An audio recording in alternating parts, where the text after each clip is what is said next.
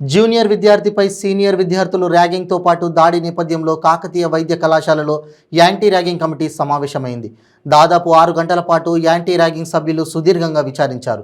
ఈ క్రమంలో సెప్టెంబర్ 14వ తేదీన హాస్టల్లో ర్యాగింగ్ జరిగిందని కమిటీ నిర్ధారించింది.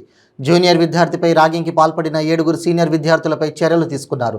జూనియర్ విద్యార్థిపై ర్యాగింగ్ దాడి చేసిన 7 సీనియర్ విద్యార్థులను 3 నెలల పాటు కాలేజీ నుంచి, ఏడాది పాటు హాస్టల్ నుంచి సస్పెండ్ చేసినట్లు Kakatiya medical college principal doctor Mohan Das తెలిపారు. ఈ 7 ర్యాగింగ్ కేసు నమోదు చేసినట్లు తెలిపారు. మరో 20 మందికి నోటీసులు జారీ చేసినట్లు చెప్పారు. ర్యాగింగ్ ఘటనలు పునరావృతం కాకుండా చర్యలు తీసుకుంటామని ప్రిన్సిపల్ హామీ ఇచ్చారు. వరంగల్ కాకతీయ మెడికల్ కాలేజీలో ర్యాగింగ్ జరగడం ఇదే తొలిసారని చెప్పారు. ర్యాగింగ్ ఘటనపై పోలీసుల విచారణ కొనసాగుతోందని college principal doctor Mohan Das తెలిపారు.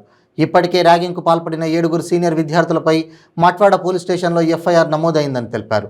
ఇది ఇలా ఉండగా 10 రోజుల క్రితం సికింద్రాబాద్ గాంధీ మెడికల్ కాలేజీలోనూ ర్యాగింగ్ ఘటన చోటు చేసుకుంది.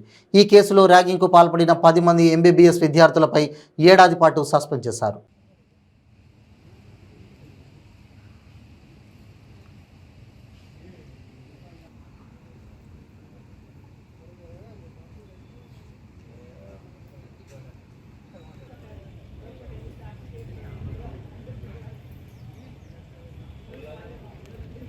నమస్తే, వెల్కమ్ టైగర్స్, తూర్పు టైగర్స్ వెల్కమ్.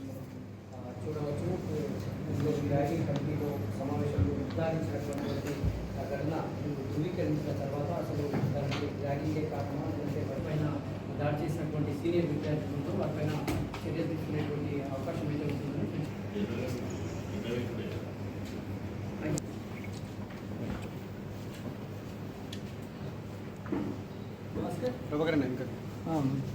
ఒకసారి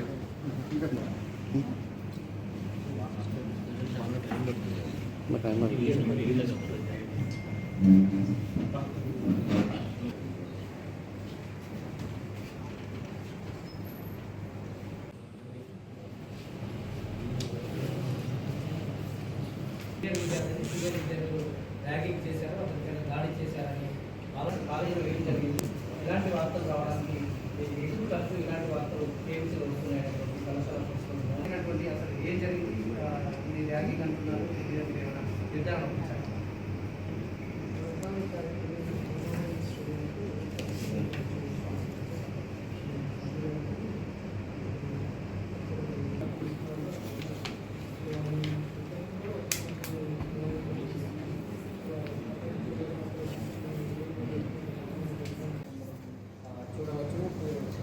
ర్యాగింగ్ కమిటీలో సమావేశంలో నిర్ధారించినటువంటి ఘటన ధృవీకరించిన తర్వాత అసలు దానికి ర్యాగింగే కారణమా లేదంటే వారిపైన దాడి చేసినటువంటి సీనియర్ విద్యార్థులతో వారిపైన చర్య తీసుకునేటువంటి అవకాశం అయితే ఉంటుందని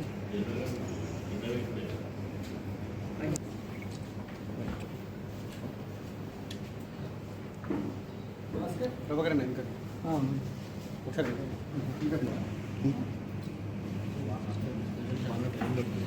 But I'm not